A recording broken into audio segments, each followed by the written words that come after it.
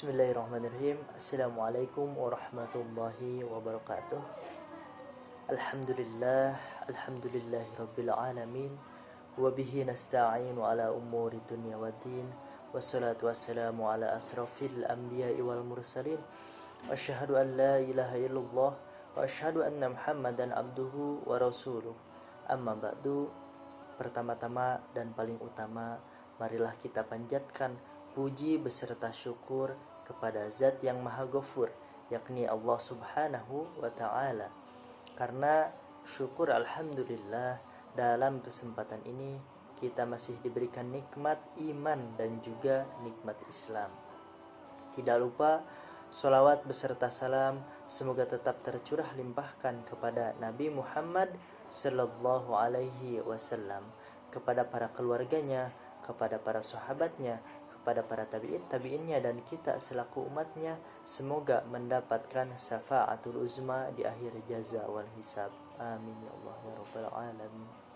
Baiklah para hadirin yang dirahmati oleh Allah Subhanahu wa Ta'ala, tujuan dari pembuatan video ini adalah untuk memenuhi salah satu tugas dari mata kuliah Tafsir Tarbawi yang diampu oleh Bapak Dr. Haji Aam Abdussalam MPD dan juga Bapak Dr. Cucu Surahman STHI MA. Para hadirin yang dirahmati oleh Allah Subhanahu wa Ta'ala, pada kesempatan kali ini saya akan mencoba menjelaskan tentang tafsir peserta didik. Bagaimana tafsir peserta didik ini dijelaskan dalam Quran surat Al-Mujadilah ayat 11 dan juga Quran surat At-Tahrim ayat 6. Nah, sebelumnya kita akan terlebih dahulu membahas peserta didik. Peserta didik itu adalah seorang yang mengembangkan potensi dalam dirinya melalui proses pendidikan dan pembelajaran pada jalur, jenjang, dan juga jenis pendidikan tertentu. Kriteria peserta didik ialah yang pertama, peserta didik bukanlah miniatur orang dewasa, tetapi memiliki dunianya sendiri. Yang kedua, peserta didik memiliki periodisasi perkembangan dan juga pertumbuhan. Dan yang ketiga, peserta didik adalah makhluk Allah yang memiliki perbedaan individu, baik disebabkan oleh faktor bawaan maupun lingkungan dimanapun ia berada. Lalu yang selanjutnya, peserta didik merupakan dua unsur utama jasmani dan juga rohani. Unsur jasmani memiliki daya fisik dan unsur rohani memiliki daya akal hati nurani dan juga nafsu. Dan yang terakhir, peserta didik adalah manusia yang memiliki potensi atau fitrah yang dapat dikembangkan dan berkembang secara dinamis. Nah, lalu masuk kepada tafsir dalam Quran surat Al-Mujadilah ayat 11 yang berbunyi, A'udzu billahi minasy syaithanir rajim. Bismillahirrahmanirrahim. Ya ayyuhalladzina amanu idza qila lakum tafassahu fil majalis al-majalisi fafsahu yafsahillahu lakum wa idza qila shuzu yarfa'illahu alladhina amanu minkum walladzina utul ilma darajat wallahu bima ta'maluna khabir. Shadaqallahul adzim. Yang artinya, hai orang-orang yang beriman, apabila dikatakan kepadamu berlapang-lapanglah dalam majelis, maka lapangkanlah, niscaya Allah akan memberi kelapangan untukmu. Dan apabila dikatakan berdirilah kamu, maka berdirilah, niscaya Allah akan meninggikan orang-orang yang beriman di antaramu dan orang-orang yang diberi ilmu pengetahuan beberapa derajat, dan Allah Maha mengetahui apa yang kamu kerjakan.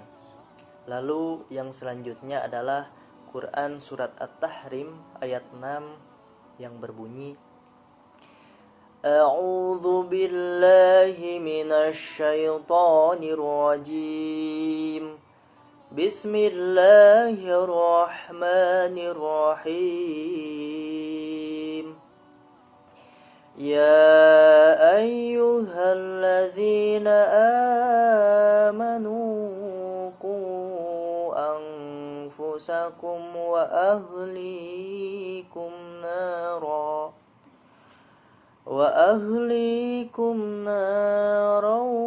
waquduhan nas wal الحجارة عليها ملائكة غلاظ شداد لا يعصون الله ما أمرهم ويفعلون ما يؤمرون. Shadaqallahul adzim. Yang artinya, hai orang-orang yang beriman, peliharalah dirimu dan keluargamu dari api neraka yang bahan bakarnya adalah manusia dan batu. Penjaganya malaikat-malaikat yang kasar dan tidak mendurhakai Allah terhadap apa yang diperintahkannya kepada mereka, dan selalu mengerjakan apa yang diperintahkan oleh Allah Subhanahu wa ta'ala. Adapun makna global dalam Quran surat At-Tahrim ayat 6 ini, yang pertama adalah perintah mengarahkan mereka kepada jalan ketaatan kepada Allah Subhanahu wa ta'ala. Yang kedua, ancaman bagi orang-orang mukmin supaya tidak murtad. Dan yang ketiga adalah ancaman pula bagi orang-orang yang munafik, yaitu yang mereka itu yang mengakui beriman dengan lisannya tetapi hati mereka masih tetap dalam kafir. Nah, adapun pendapat para mufasir, yang pertama adalah tafsir Al-Misbah. Di dalam tafsir Al-Misbah ayat 6 ini menggambarkan bahwa dakwah dan juga pendidikan harus bermula dari rumah. Ayat ini tertuju kepada perempuan dan juga laki-laki sebagaimana ayat-ayat yang serupa. Misalnya ayat yang memerintahkan berpuasa yang kepada laki-laki dan juga perempuan. Lalu di dalam tafsir Al-Jalalain, ayat ini terkandung ancaman bagi orang-orang mukmin supaya tidak murtad. Ayat ini merupakan ancaman pula bagi orang-orang yang munafik, yaitu mereka yang mengaku beriman dengan lisannya tetapi hati mereka masih tetap kafir. Lalu dalam tafsir An-Nur ini dijelaskan, peliharalah dirimu dan keluargamu dengan jalan menyuruh mereka berbuat ma'ruf, mencegah mereka mengerjakan yang mungkar, serta mengajarkan mereka tentang kebaikan dan semua perintah syara. Lalu yang selanjutnya adalah tafsir Al-Aisar. Di dalam tafsir Al-Aisar ini dijelaskan, ayat ini merupakan panggilan dari Allah kepada para hamba yang beriman sebagai pengingat dan juga nasihat agar mereka mau memelihara diri dan keluarga mereka sendiri, seperti anak dan juga istri dari siksa api neraka yang menyala-nyala, yang bahan bakarnya terdiri dari orang-orang musyrik dan batu-batu berhala yang dahulu mereka sembah. Lalu tafsir Ibnu Abbas ini dijelaskan, kerjakanlah sesuatu dengan ketaatan kepada Allah Subhanahu wa taala dan jauhilah maksiat kepada Allah Subhanahu wa taala, serta ajaklah keluargamu untuk berzikir, maka Allah akan menyelamatkanmu dari api neraka. Lalu adapun analisis kandungan ayat dalam Quran surat At-Tahrim ayat 6 ini, jadi mengingat setiap dari orang tua itu sendiri tentu berkeinginan mempunyai anak yang berkepribadian baik, dalam hal ini menjadikan anak yang soleh, yang senantiasa membawa harum nama orang tuanya, juga senantiasa mendoakan orang tuanya, yang mana hal tersebut termasuk ke dalam salah satu amalan yang tidak akan terputus. Baiklah para hadirin, barangkali itu saja yang dapat saya sampaikan.